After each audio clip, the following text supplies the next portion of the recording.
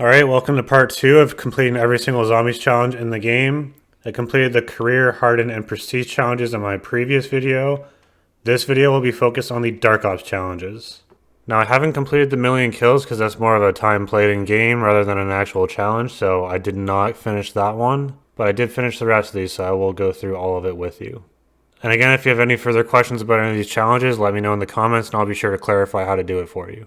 So the first one we start off with is armed to the teeth. Here, the easiest thing to do is just to complete an Easter egg and then pick up all legendary weapons. Get the ether crystals to pack a punch in a level 3. You'll have all your perks from completing the Easter egg, and then also pick up ammo mods for everything. The only thing left after you do all this is probably just upgrade your knife or whatever melee weapon you choose and put an ammo mod on that as well if you didn't already, and also get that to gold. You cannot do this with a wonder weapon as it will not count. You cannot put ammo mods on wonder weapons, so you'll have to have 2 gold weapons, triple packed with ammo mods, as well as a melee weapon triple packed gold with an ammo mod. Next up we have social distancing where you have to reach round 20 without taking any damage. I just used a wall power gobblegum here and bought the GS45s on Liberty Falls and went right back to where you spawn in the match.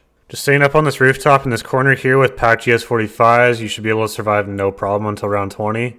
And even by round 9 or 10 you can just leave a zombie, go up to the church, pack a punch it, do what you gotta do, come right back and start the next round. This one's actually pretty simple once you get this strategy down. Next we have Strike, where you have to get 300 score while bowling at Liberty Falls. In case you don't know how to activate this, there are 5 shoes around the map that you need to shoot. I will put it on screen right now. Once you shoot these 5 shoes, you'll be teleported into the bowling alley. You have to wait a few seconds for your bowling ball to get ready. Just pick it up and start throwing away. It is easier when you hold the trigger to charge up your throw and line them up as best as you can. Just try and hit as many zombies as you can with each throw, and try not to take too much time with each throw. If you don't hit 300 in your current match, that's okay. You can come back and do this in a few rounds. I believe it's every 3 or 4 rounds. Shoes will spawn again in this toilet over here. Just shoot those. It'll activate bowling again, and I believe you can do this a few times every round.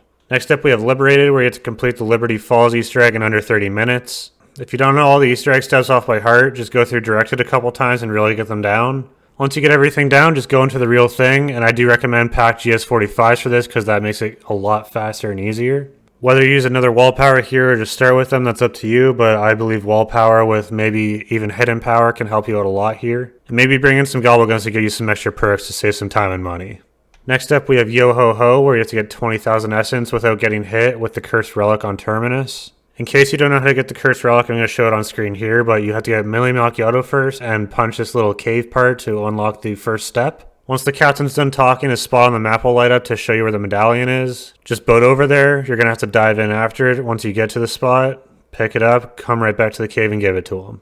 You're going to get some dialogue again here, and the next step you have to do is throw some Molotovs at these 3 skeletons here. Each time you do throw a Molotov at them, it'll spawn a special zombie. You're just going to have to go ahead and eliminate it and pick up the item it drops, and then bring it back to them. You can't stack these items all together or just return them one at a time so you don't have the energy around you. It's totally up to you. But once you do return all these items, he'll drop a bunch of gold weapons for you if you want to pick any of those up. Then he'll tell you where the cursed relic is, which is on this island over here. You're going to have to survive a couple rounds over here until the lightning strikes the chest. Then you're clear to go ahead and pick it up, and then when you do, you'll be able to earn double essence for every kill, but you'll also lose essence if you start getting hit. Now to rack up the 20k essence, I do recommend saving up some salvage to afford mutant injections. I found that using 4 mutant injections in a row gets you there, but you can use 3 and just try and get 5,000 essence before using any of them. But how you get 20k essence is totally up to you. I just found this to be the easiest way. Next we have Terminal, where you complete the Terminus quest after round 50, so you do have to get to round 51 for this. What I recommend here is doing all the Easter egg steps as soon as you can, so you just have to worry about getting around 51.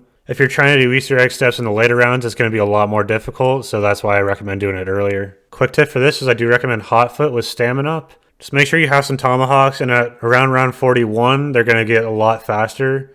If you hit a zombie with the tomahawk, it'll kill it, and you'll be faster than the fastest zombies you'll encounter. I found this to be a very easy way to avoid getting hit a lot more, and obviously the less you get hit, the more you'll survive. I do also recommend reactive armor with Juggernaut, because if you do get hit and they break your shields, it'll stun them, so it gives you some time to heal up. And then this should be a given, but PhD with PhD Slider and Tribologist is by far the best combination with PhD. Sliding around a lot is a good way to survive a lot longer and also eliminate some zombies if you need to. So I do really recommend this combination with PhD Slopper. And as far as a field upgrade goes, I recommend Burst Dash and Extra Charge with Ether Shroud. With how fast the zombies can get and how close quarters the boss fight is, you're going to want Ether Shroud, and the extra charge just makes it that much more useful. Then I do also recommend bringing a mutant injection with you, as it does eliminate the boss a lot faster, and I would recommend using this in the final wave for the boss because you have nowhere to run at this point. Next up, we have another round where you have to reach round 100. If you can't reach about round 40 by yourself, I'd recommend finding a teammate to help you here. But as far as solo runs go, I'd recommend Liberty Falls here because that's what I did. So because that's what I did, I'm just going to walk you through how I accomplished this challenge. First, I left the gate closed that goes to the bowling alley from spawn. Then I went through the Easter egg steps to get the jet gun. You can complete the Easter egg to get all your perks and stuff, but I just decided not to this time around. But basically to survive in the later rounds, I used the GS45's Pack-a-Punch and the jet gun Pack-a-Punch as much as possible. Up until about round 50 or 60, you're just going to want to collect a bunch of salvage using your GS45s and jet gun. I do recommend using the augments that I recommended in the terminal challenge, so go ahead and put those on if you didn't already, because they will help you get to later rounds. If you don't think you have enough salvage or you're starting to run out during the strategy, I'd recommend just run around in the spawn area and using the ether trap. This does clear up quite a bit of zombies and they drop a lot of salvage, especially if you have Ultra's Aid on. So once you've collected a decent amount of salvage, I'd go over to this spot here where we're going to be buying a bunch of mutant injections. You're going to need about one per round as it lasts about the entire round. First, we start the round by using the jet gun and just sucking in zombies until the jet gun needs to be reloaded. Then you go ahead and pop your mutant injection. This should clear out the rest of the round, or at least most of the round. You might have a couple extra zombies at the end here, but overall mutant injection should clear out most of the round. Then from here, it's basically just rinse and repeat until you get to round 100. What I do recommend here as well, if you can do it, is try and leave some manglers at the end of the round. They didn't really seem to drop score streaks for me when I was in the mutant injection, and they dropped more when I killed them outside of it. So if you're able to keep some manglers afterwards, just finish them off with your GS45. Hopefully they drop another mutant injection for you. If they drop any chopper gunners though, I would recommend avoiding it because they just go inside the bowling alley when you use it, which is kind of a waste of a score streak, and then you're kind of screwed over after. Next up we have Good Enough, where you have to reach round 20 with only your starting loadout with no augments equipped, no perks, no MMOs, and no field upgrades. So first, before you start a match, you're going to want to go into your augments and deselect all of them. You're going to have to do this for all categories because it will not count if you have any active, even if you're not using, say, Healing Aura, and you're using Ether Shroud the entire time. Then you're basically just going to have to go into your match, survive until round 20 without any perks or ammo mods or using your field upgrade.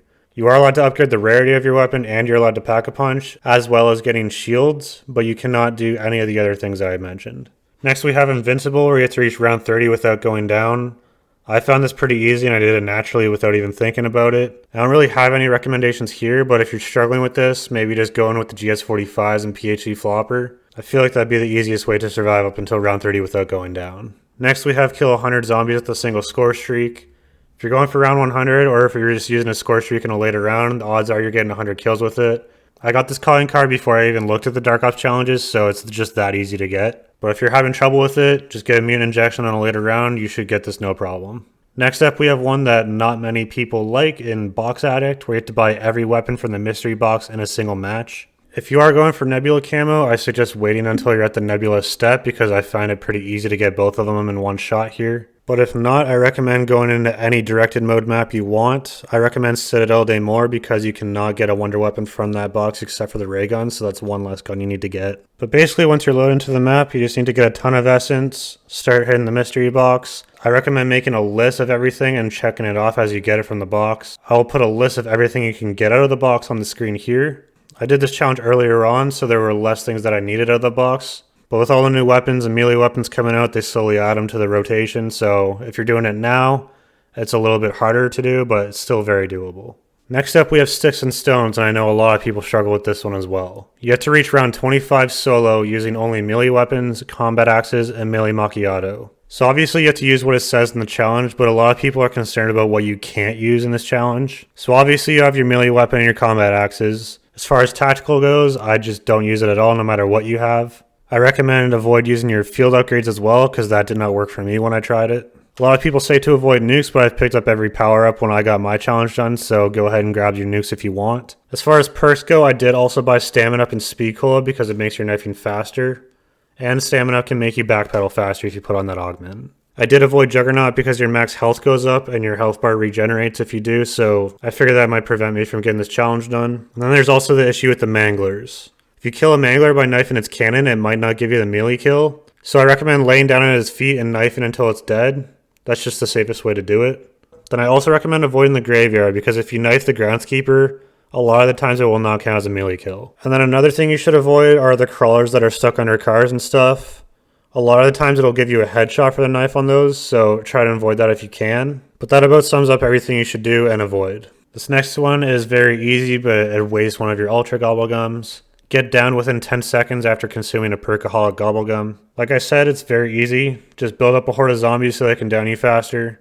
Pop your perkaholic, go right into that horde. They should down you no problem. Next is Dark Journey, where you have to earn Nebula Camo on 33 weapons. Now the gold camo strategy that I used got patched, which I mentioned in my previous video. So I believe you're going to have to get those headshots naturally, which is a little bit of a pain. But I can go through just about every other challenge with you right now. First, before I start this, I do want to mention that I have a video covering the Opal, Afterlife, and Nebula camos. So go ahead and look for that if you want more clarification. But as far as Opal goes, I just spawn into Liberty Falls and survive until about round 36 the next fill. Almost every single time I unlock Opal with the amount of special zombies that spawn in, so I know it takes a long time, but that's how I did that for each gun. Next is Afterlife, which I think is one of the easiest camos to get. 20 or more consecutive kills 10 times without taking damage. Basically, I just train a bunch of zombies, then kill them all, and you eventually get this in a couple rounds. And as far as Nebula goes, you're going to want to go into directed mode in Liberty Falls. Once you're there, just go through the Easter egg until you spawn in the elite zombies through the LTG. If you get the Abomination, you can either kill it and go to the next one, or save and quit, go back in, and you'll get the Mangler,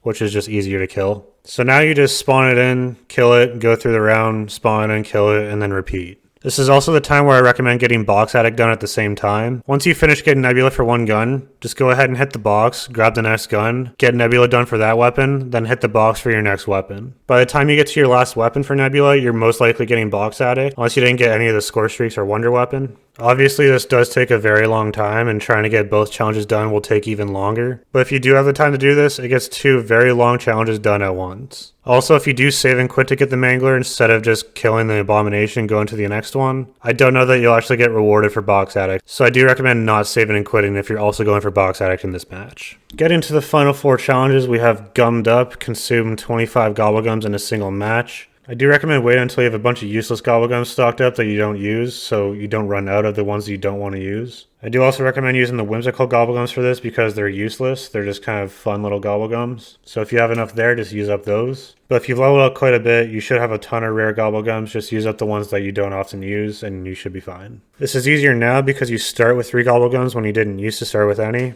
But you can get 1 Gobblegum a round, so if you use one right away, you can get another one on round 1, so it just makes it a little bit easier there. And I think it's at around round 20 you start getting flavorless Gobblegums, so it kind of wastes one of the Gobblegums you can get. So I do recommend using the Gobblegum machines as much as you can. Sometimes twice in one round so you're not going too late into the rounds and maybe not get the challenge done. Next we have Fatal, kill 2 amalgams with a single shot, which is a little bit harder, but is very doable. So I went into tournaments for this challenge and basically just kept the first amalgam that spawns through a few rounds. Once the second amalgam spawned, I weakened both of them to a sliver of health each. Then I fired off a shot at my Pack-a-Punch and upgraded Cigma 2B. If you decide to use the same strategy that I used, I recommend upgrading your Cigma to at least double pack and purple. It is just safer the more it is upgraded. You can do it even more if you're able to, but I recommend at least double Pack-a-Punch in purple. Next up we have Kunoichi, where you have to kill 3 zombies, 2 special zombies, and an elite zombie in a single use of the Void Sheath Ether Shroud. So here you can load in any map you want. I use Liberty Falls because Abominations are very slow to walk away, so it's easier to get to them. But basically you just need to weaken the elite zombie to very low health, and then just activate your Void Sheath, which I recommend using extended duration for. Manglers die in like 1 hit if you hit their cannon, and the elite zombies should be pretty easy to kill once it's at a sliver of health, and then the 3 zombies are also no problem.